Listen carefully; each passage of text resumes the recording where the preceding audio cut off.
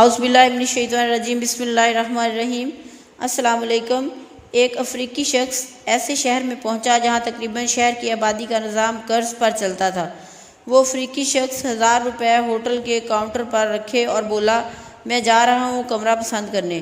Hotel کا مالک فوراً 1000 روپے لے کر بھاگا گھی والے کے پاس اور اس کے 1000 روپے دے کر گھی کا حساب چکا دیا۔ گھی والا بھاگا دودھ والے کے پاس اور 1000 روپے دے کر دودھ والے کا حساب پورا چکا دیا۔ دودھ والا بھاگا گائے والے کے پاس اور گائے والے کو 1000 روپے دے کر دودھ کا حساب پورا کر دیا۔ گائے والا بھاگا چارے والے کے پاس اور چارے کا 1000 روپے کٹوا آیا۔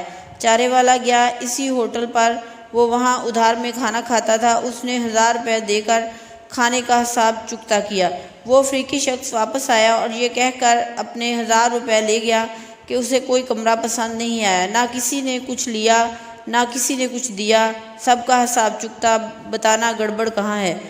کہیں گڑبڑ نہیں ہے، بلکہ سبھی کی غلط فہمی ہے کہ روپے ہمارے ہیں، جبکہ دنیا صرف اتنی ہی ہماری ہے جو اعمال صالح کی شکل میں صندوق میں ڈالی، پہن لیا اور کھا لیا، باقی سب کچھ لواحقین کا ہے۔ خالی ہاتھ آئے تھے، خالی ہاتھ ہی جانا ہوگا، مگر اعمال کا صندوق ساتھ ہوگا۔